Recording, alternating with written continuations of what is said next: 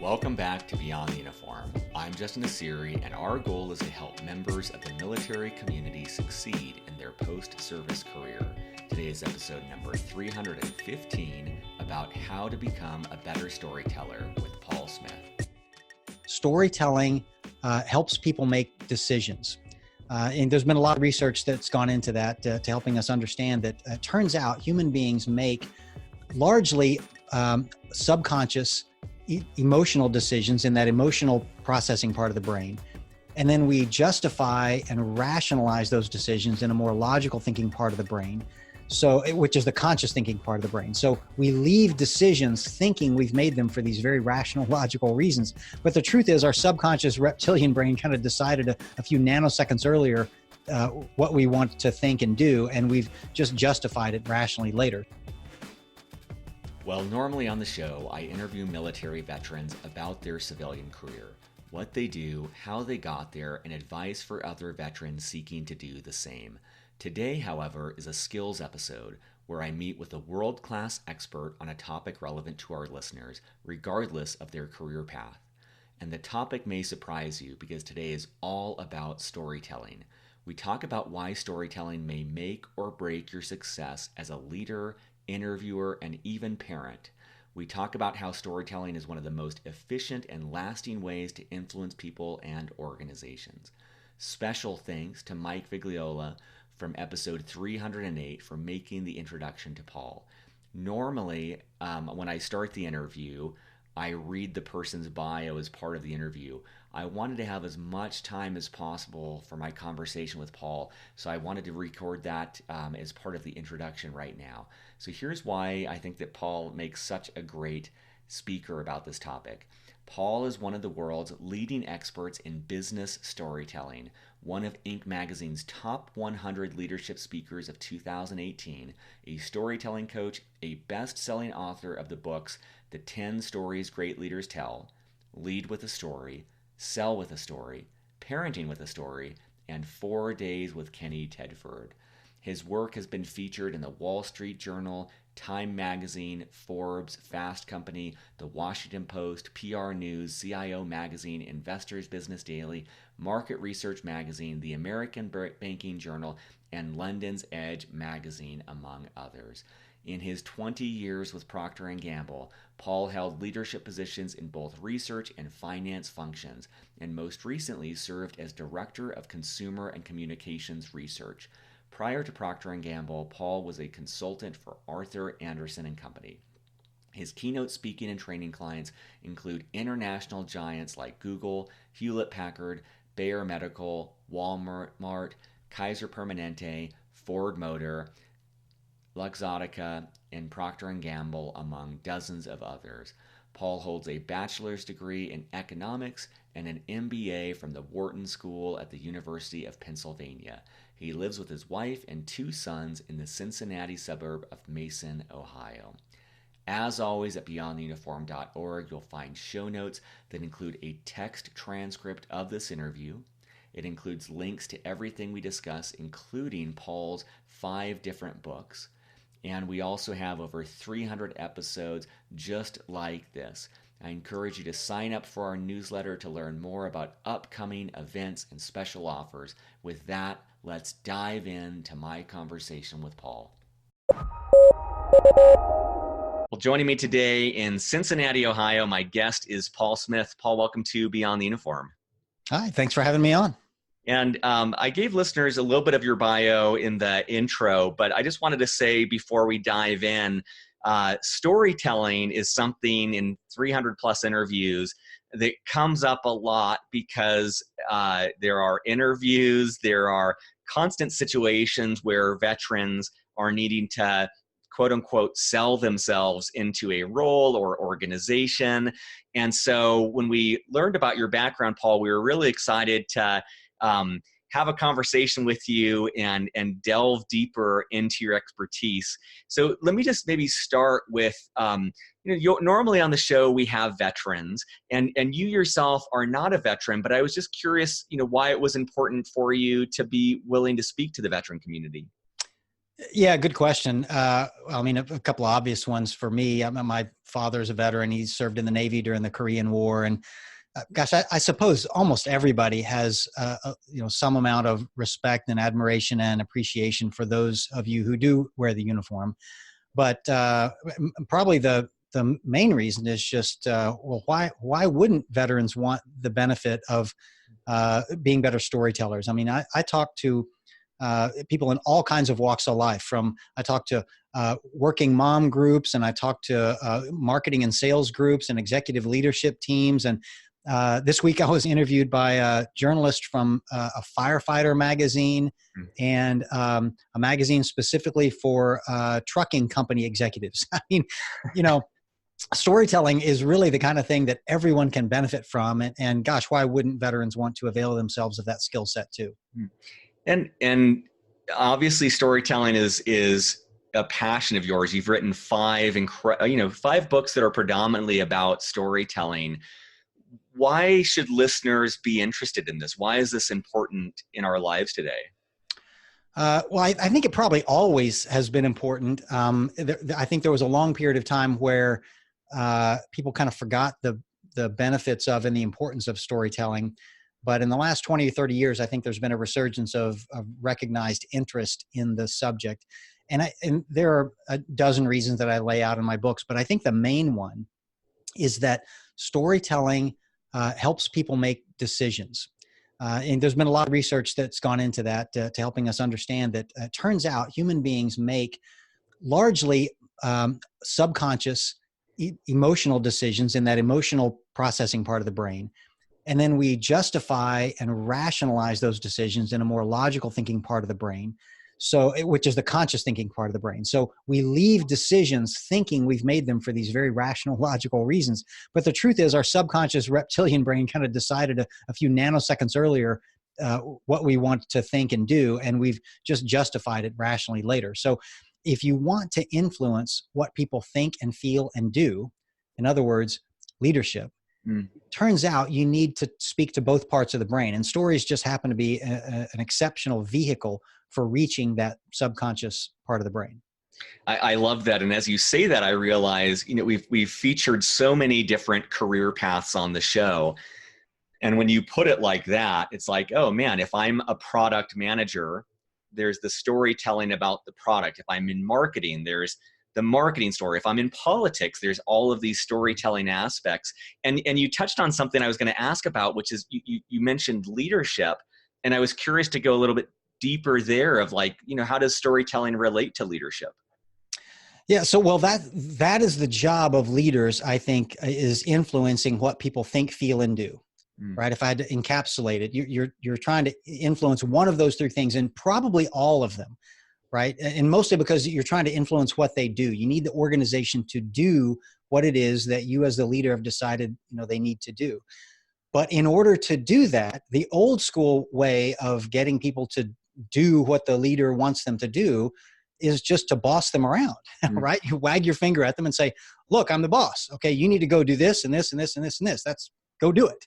Mm-hmm. Well, that's, that can and does work in the military, all right?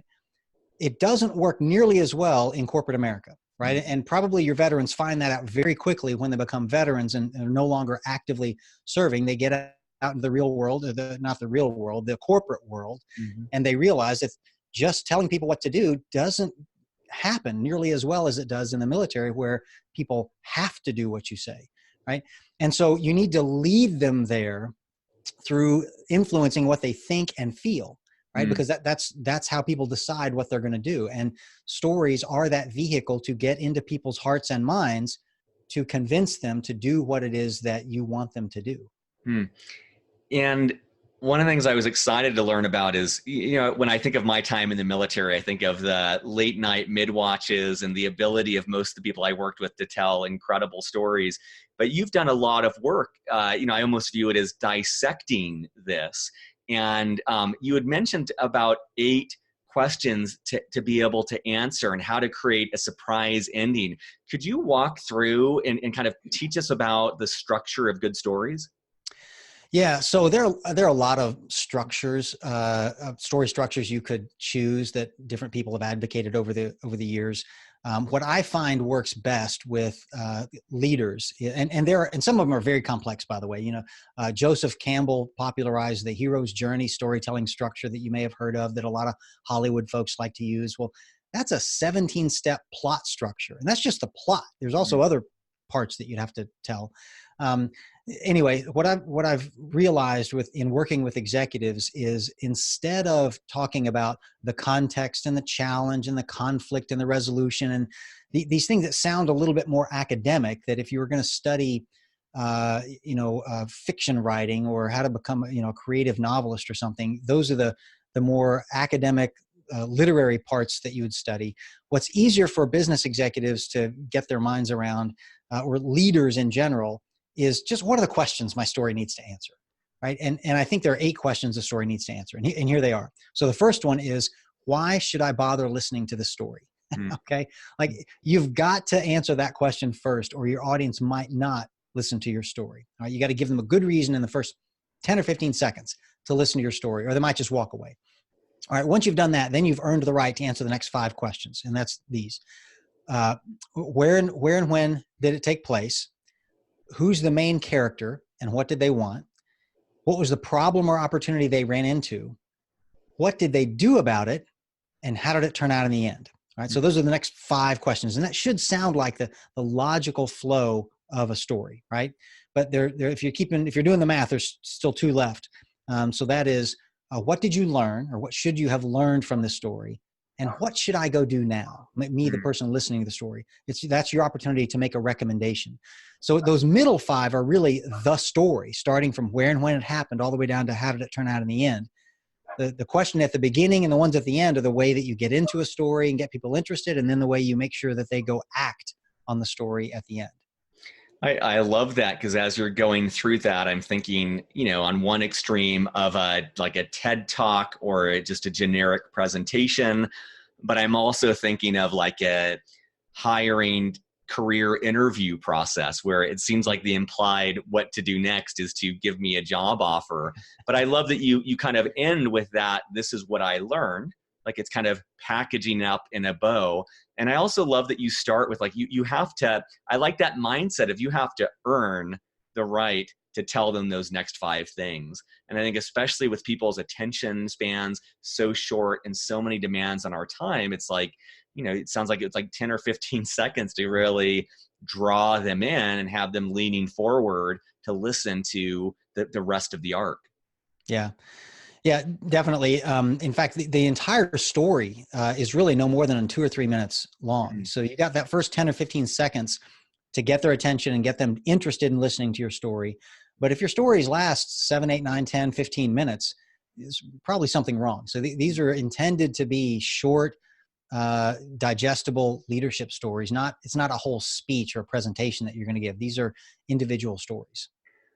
And one of the challenges that I've seen in a lot of these interviews that I've done is that I think, especially when someone first gets out of the military, there's almost like a thought of winging it on interviews. And they're almost like thinking about the answer to the question for the first time when they're across from the hiring manager. And what comes out to me is that, probably most stories are 10 to 15 minutes.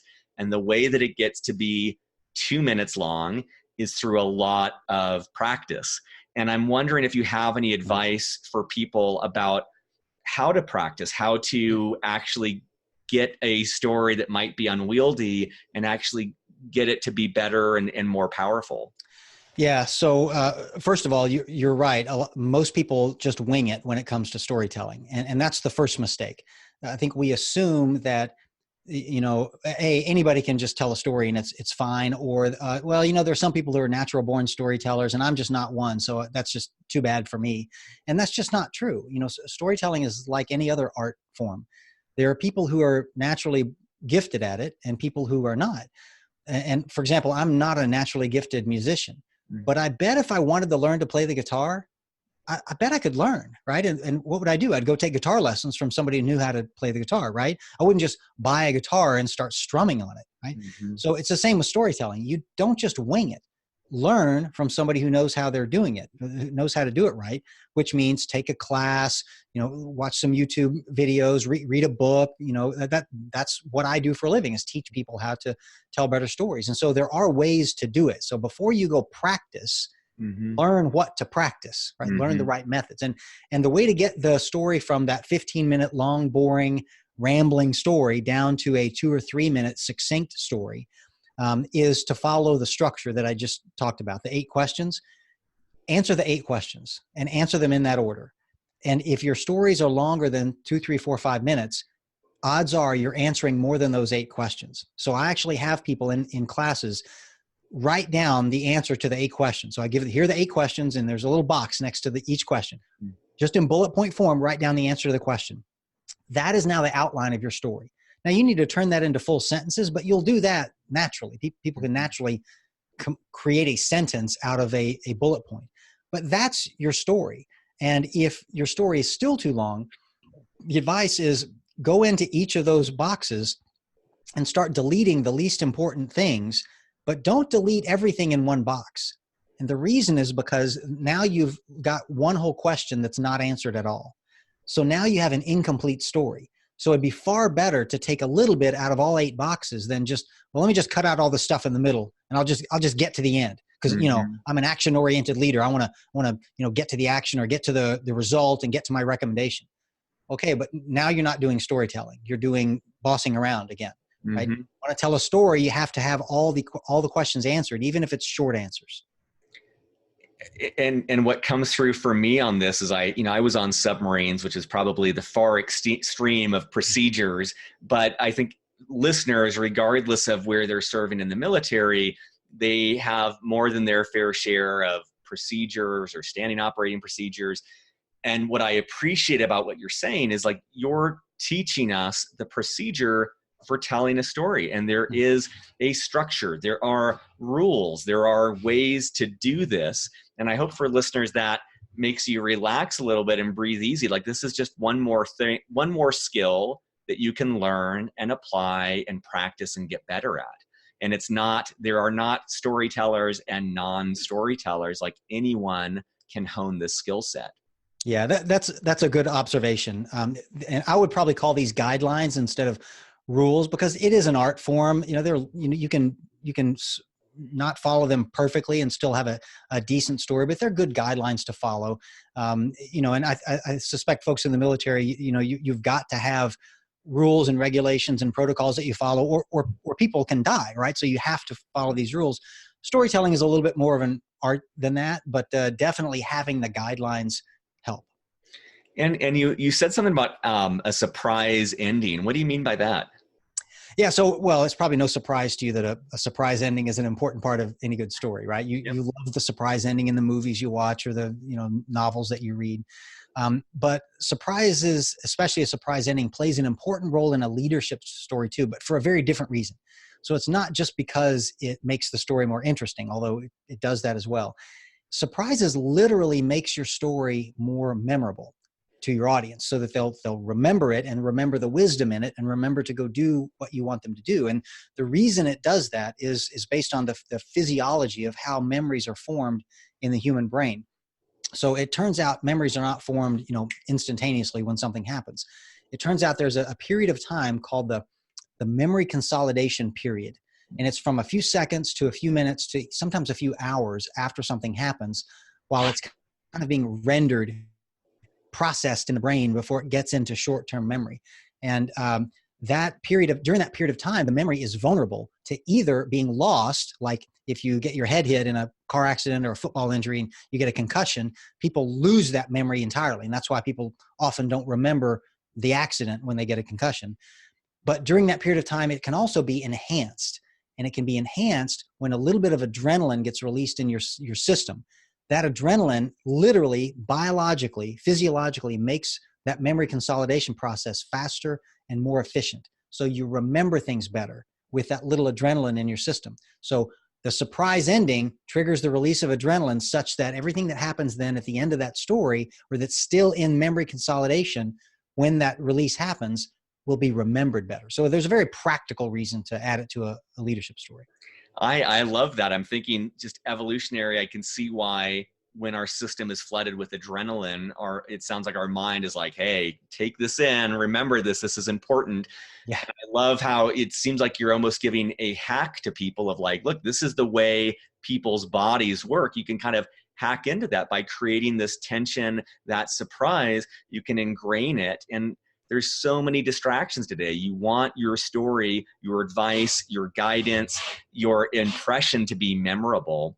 I'm sure you have a ton of these, but I'm curious, there's, you must have so many examples of good storytelling and bad storytelling. And I'm just curious, either examples or kind of representative traits of those to help people distinguish between the two.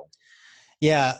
I'll give you examples. So, typically a bad story is bad because it's it's not even a story.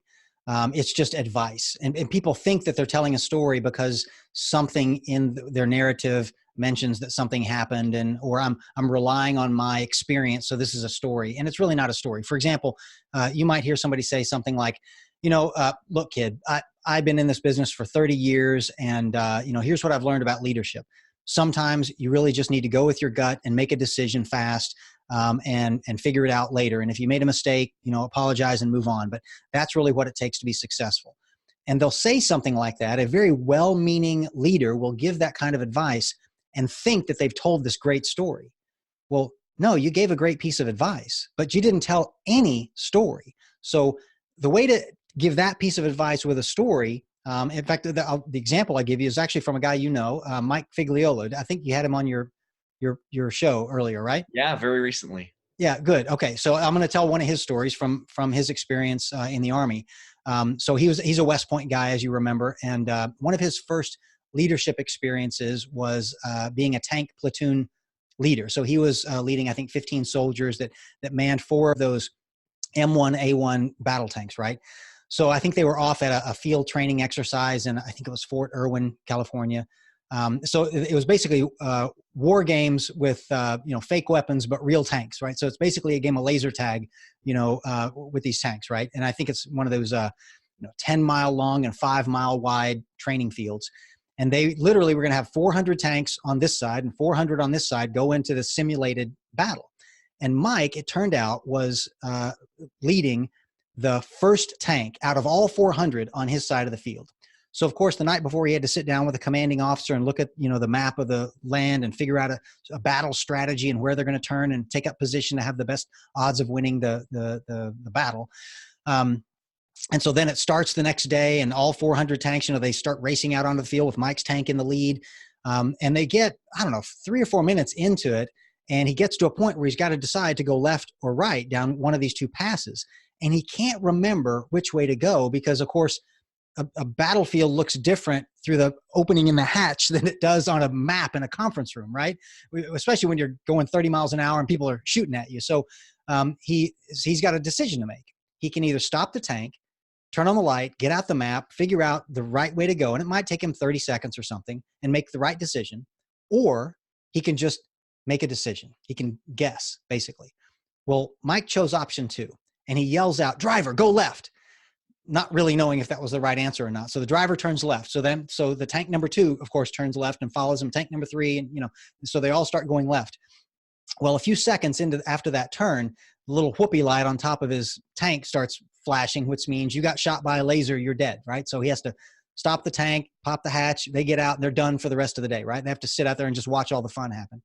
Well, of course, a few seconds later, tank number 2, they're dead. Tank number 3, they're dead. But tank number 4 saw 3 tanks turn left and get shot. And realized that was the wrong decision. So tank number 4 turns right. And then 396 other tanks turned right and went the proper direction, took up a better position, and won the battle. Now, Mike made a terrible mistake, but what he learned from that was that sometimes it is better to make the wrong decision quickly than make the right decision slowly. Because if you make the wrong decision, probably life is going to let you know that you made the wrong decision, and you can adjust, right? And so it's better to have won the battle than Because if he'd stopped, then there are 400 tanks behind him that would have stopped, and they're all subject to enemy fire, right? So as a result, he's a much more decisive leader today, but he's also more forgiving of mistakes as long as you learn from the mistake, right? Which he did. So a leader could tell that story, and then people would know that, gosh, sometimes I do need to be more decisive and figure things out later, as opposed to just being told, here's what I've learned in my career. That's not even a story. The story that Mike has is an example of a story that would teach the same lesson, but teach it much, much better.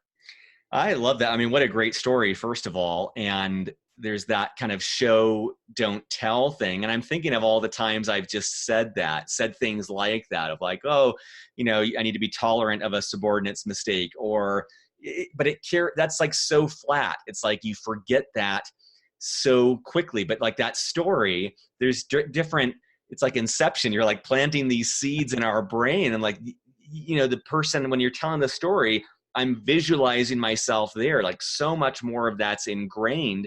I can see how I would be so much more likely to remember that and the lesson, which I love how you package that, more than just telling someone what to do or what the takeaway was without the journey getting there. Right. Yeah. And the good thing is about your audience is you can't go through a military experience and not have dozens of stories like that. Right. So, and that's why, former military folks tend to make great leaders in outside the militaries because of those experiences. So share those experiences with your people so that they can learn the lessons you learned vicariously, instead of just telling them what you learned. Like you said, show them what you learned. I love that. Do you have any thoughts on, actually, let me back up just, to talk about the different books you've written, and you do so much of this work with companies. Do you think of this in terms of like categories of stories, like storytelling as a parent or things like that? Or how do you even start to think about the buckets of work that you do and kind of help that you provide? Yeah. So the main thing I'm teaching people is how to craft these stories. So I talk them through the 8 questions that you and I just talked about. That's how you structure the story. I teach them techniques in storytelling to create more emotional engagement. I teach them techniques. There's several techniques to create the surprise ending that we just talked about. So I'm teaching them that. But that's the same. What's different is what stories do they need to tell? So if I'm talking to a parenting group, for example, which doesn't happen a lot, but occasionally, there are different stories you need to tell your kids. If I'm talking to a leadership group, they need to tell stories, about setting a vision for the future, or leading change, or getting people to be more collaborative, or getting people to be more passionate about their job. If I'm talking to a sales and marketing group, they need to be telling stories about the product that they're selling and what the problem people have that their product solves, or how they're different from their competitors. So the type of story, we spend a little bit of time early on figuring out what is my objective, and which type of stories can serve that objective for me. And then once they figure that out, now let's talk about how to craft those stories. And the crafting of it, the methods are the same, but the type of story depends on who the audience is and what their objectives are. That's great. Just out of curiosity, as a father of a 7-month-old, what are some of the stories that come up with parenting, or like the types of stories people want to tell? Yeah, so it's mostly character building stories. So that's the whole subject of my second book, which is Parenting with a Story. It's basically 23 different character traits that most parents want to teach their kids, like from integrity to hard work to being fair, and resourcefulness and patience and kindness and grit and determination and curiosity. If you made a list of the character traits you wanted your kid to have, it would probably be on this list. And the stories parents need to tell their kids are stories that help the child learn that character trait without being told. Again, the same philosophy. Don't just tell your kids you should be honest or you should be hardworking. Tell them a story about when you weren't honest and weren't hardworking and suffered the consequences of it. And then they will learn vicariously, oh, I don't want to do that. I don't want to do what dad did. I want to do what mom did, or whatever. Or yeah, and you can tell them success stories as well, but letting them learn from your experience is the whole point behind teaching character through stories. That's so phenomenal. I'm thinking, like, I remember so well, so vividly the stories that I heard from my parents and my family growing up. And my guess is, like most stories I've told, it was a story without really a purpose behind it. And viewed through that lens, I can see why that book would be so powerful, of like actually setting an intention of like, these are the values I want to pass on to my children or team or whatever it is. And literally crafting those stories of showing times that I was resilient or not resilient and the impact of that. I just think that that's a very inspiring example of like the worthiness. And if there's one thing I think that listeners can agree on, it is like how much we care about our kids and how much we want to give them a better life. And so I love that, putting the power of your structure behind that and thinking like, hey, it's worth putting together these stories. It may seem artificial, but it may be worth thinking through how to communicate this character trait very succinctly through this method. Yeah, well said. The thing I'd add to that is that none of us has enough stories on our own to teach all the lessons to our kids that we want, or to lead our organizations at work. And that's part of the reason why I put together these books, the first one for leaders and the second one for parents and the third one for salespeople, is so that they would have a collection of, 100 stories that they could tell. And so, because what I did was I just went around and interviewed hundreds and hundreds of people around the world in 25 different countries, looking for the best stories I could about each of those character traits for kids, or each of those leadership challenges for leaders, or each of the needs for sales and marketing people, so that you would have a collection of stories to draw on, so that you didn't have to only rely on your own memory of things that happened to you in the past. Because the truth is, you've got 2 or 3 great stories, life lessons that you could pass on in the form of a story. And I've got 2 or 3, but you probably don't have 100. And I think you need hundreds to properly lead an organization or parent a kid. So that was part of the idea. I love that. I always think, and I think of this in an interview setting for like a job interview, but I think it was Kissinger who had gone into the press conference and said, does anyone have any questions for my answers? And I love that, because, what I learned in business school about interviewing is there's no chance here. Like, I walk in and I've got my 5 buttoned up, well-rehearsed stories designed to be able to impart some sort of lesson. And when they ask a question, I'm just thinking through which of my stories best, illustrates whatever they're asking. And so what I love about your books is the thought of having these stories in your hip pocket, having them ready. Like, we don't have the time or energy or mental capacity to come up with these things on the fly. So if we care about them, having them packaged up and ready to go. And I was curious about, like, one of your books, the 10 stories great leaders tell. I'd love to learn a little bit, or for listeners to learn a little bit more about this, but also this importance of having stories ready at a moment's notice as a leader.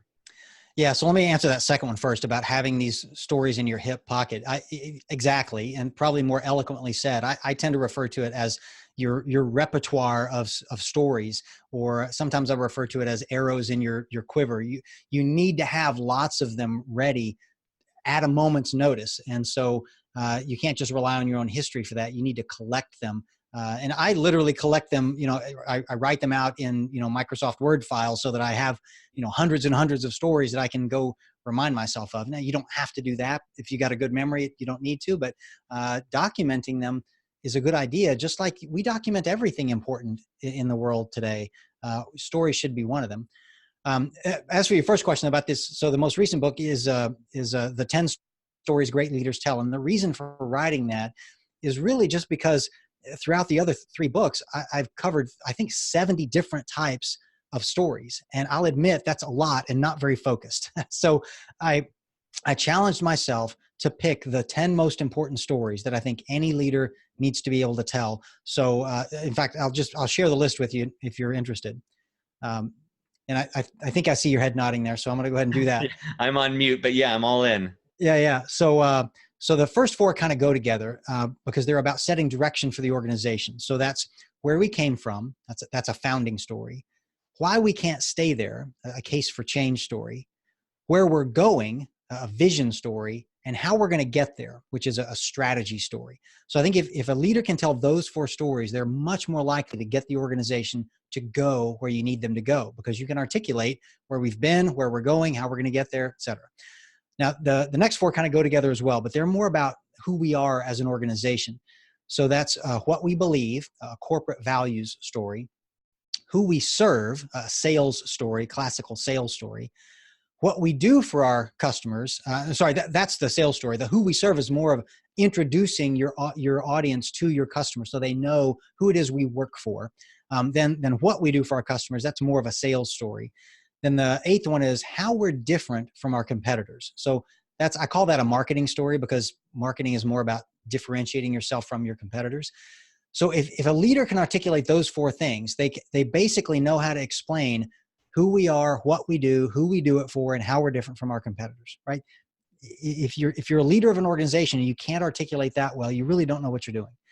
And then the last 2 are more personal. They're why I lead the way I do, a personal leadership philosophy story. So that's like the Mike Figliolo story I told you earlier, a leadership philosophy story. And then the last one is why you should want to work here. So that's a recruiting story, because every leader needs to get good people to come work for them and stay and follow their leadership. So those are the 10 that I think all leaders need to be able to tell. And what I try and do in the book is I give an example of each of those 10 and then some tips for how you can craft your own. The 2 things get me really excited as you share this is I know from my experience, and I'm guessing the vast majority of our listeners, we have used these stories in the military in some way without knowing it. Like we have been in situations where maybe you're in charge of a division and you're trying to do a turnaround, and you tell the story of like where you're coming from or where you're going or why we can't stay here. So I hope that listeners get excited about this too, because it's like, look, you've likely been doing this without even knowing you're doing this. But at least for me, when I hear the structure, it starts to get the wheels turning of how I can, rather than through luck and practice delivering these things, how I can actually, in a concentrated fashion, get better at it. And then the other thing that comes up is that last one of like why you should join our organization. For people who are still in the military, that is probably the one story you've never had to tell, because you've never had to attract talent. At least in my experience, I dealt with who I had, and I couldn't get rid of people or bring on new people. So realize that that's a story you're going to need to develop. That's one of those things you've never had to deal with in the military, likely. Yeah. Yeah. And like you said, you need to have these ready to go when it's time. It's too late. When the moment's gone, it's too late to go figure them out. So think of them ahead of time. And I think, like you said, many leaders, especially military vets, probably tell some of these almost accidentally or unintentionally or just naturally. But once you study them, you realize, oh, I've been telling number 3 and number 7. I've been telling that my whole career. But now there are 8 more that I need to tell that I haven't been telling. And so now you can more purposefully go develop those. Yeah, I mean, it seems like this tactical precision. I picture like a surgeon's knife of like really being able to choose, first of all, build the tool set, and then choose the right tool for the job. And I love what you had said earlier too. It's like realizing the stories don't need to just come from us. You can borrow those stories and kind of, hey, this friend of mine, or I read about this person, or whatever it is. It doesn't have to be like my own experience. Mm-hmm.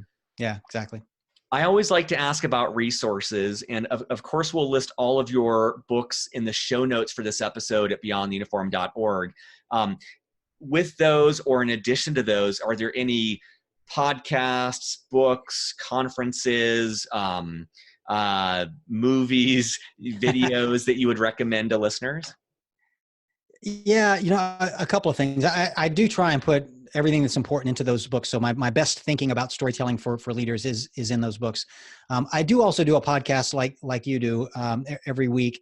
And the purpose of that is not to teach people how to be better storytellers, but just to share an interesting story every week.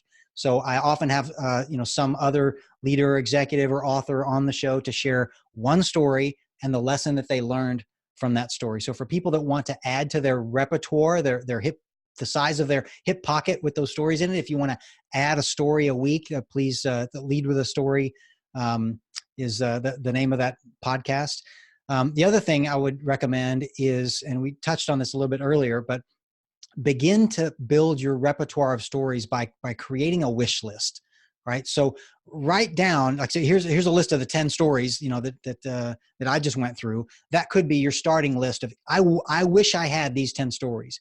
But again, you need hundreds. So start with a list of the type of stories you wish you had, and then go find them one at a time. Go interview other people and ask them, hey, do you have any stories that might convince people to want to come and work here? Hey, do you have any stories that really explains on a more human level how our product is different than our competitors? Hey, do you have any stories about, so if you don't have a list of stories you want, it's going to be harder for you to develop your repertoire of them. So make a list and go find them. I love I haven't listened to your podcast yet, but I definitely will. I love the premise. I think that me and most people on the planet were so drawn to stories. It's like the child in us that wants story time. And I love that thought of like less than using that for instruction. It's more of providing the examples that impart wisdom too. I think that's great. I know we're towards the end of our time. I always like to leave the last question open-ended, and you can take that either as what have we not covered that you'd like to share, or what are just some final words of wisdom that you'd like to leave with listeners? Well, I guess I'd say treat your storytelling skills like you would any other skill set that you need as a leader, and meaning take it seriously and go study it and get better at it, as opposed to just leaving it to, like you said earlier, winging it or thinking I'll never be any good at it. I would challenge you to think of storytelling as one of the most important skill sets you'll have as a leader. Being clear thinking and being decisive are certainly parts of being a good leader, but being able to tell a good story is really important. Go study it for real. Even if you don't study it by reading my books or taking my classes, go find some way to learn this skill set, and I think you'll be a much better leader. Well, thank you so much for your time today. And again, for listeners, at beyondtheuniform.org, we'll have show notes that list links to all of your books, all of to your podcast, and all the things that we discussed. But I really appreciate your time and advice today. No, you're very welcome. Thanks for having me on. Surface.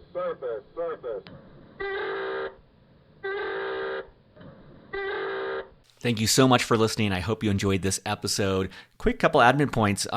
We release brand new episodes every single Monday and Thursday. Those are usually recorded about a month or so before they go live. Every Monday and Thursday, we have an interview, usually almost always with a military veteran about their civilian career. More and more, we're starting to add in experts who may not be veterans, but may have some expertise that will help the military veteran community. Saturdays, I typically post more of a behind the scenes episode, which is a free form format. I try to use what I'm calling a mullet format. And by that, I mean business up front, party in the back, talking through admin points, professional topics related to the podcast. It might be a conversation I had that week. It might have been an interview I had that week, but just trying to share things that are top of mind that may help you in more of a free form, straight from the heart format. And then the party in the back is the personal side of things, just kind of more free-flowing thoughts on life, on improving oneself, just kind of whatever's going on in life, and trying to be authentic and honest about those things as well. Special thanks. We have an all-volunteer army of people behind Beyond the Uniform making this possible. We do this on our lunch breaks, on our evenings, on our weekends, because we love the military community. We want to give back. We want to make a difference. We want that as part of the purpose in our life that we valued in the military. So special thanks to Steve Bain. Steve does pretty much everything. He helps secure guests. He does our newsletter. He keeps the reels rolling and keeps me sane. Kathleen Dillon, the first person to join our team. She writes text transcripts of every single episode. It's wild. She keeps up with 2 of these a week despite a demanding career and education right now. But those transcripts help us get more SEO value, helps our audience more. Andrew Woolridge is our data guru. He helps us understand the numbers, which is the easiest way for us to figure out how we can better support you, and adds kind of the data oversight for that. Rick Healy does all of our social media. He is gaining more and more of an audience for us by getting our videos, getting our podcasts out on social channels. The best way to stay in contact with us is if you go to beyondtheuniform.org, there is a newsletter. You'll have a little pop-up that comes up. You can put your email in. We email twice per month. We try to be respectful, but it is a great way to get appraised of upcoming events, upcoming interviews, promos where companies are giving discounts to Beyond the Uniform listeners, and more. This does cost money to put on. We are committed to not charging veterans directly, and the way that we kind of offset costs is through corporate sponsors. So if you know of a company that would like to get in front of a military audience and their families, that's one way that we can both add value to our members, but also offset the costs of Beyond the Uniform and give us a little bit of budget to start expanding what we're doing. So that's the best way you can help us. If that's not something that you can do, a positive review on iTunes is greatly appreciated. Have a wonderful week. We will be back Monday, Thursday, and Saturday with more interviews. And keep up the listening. Take care.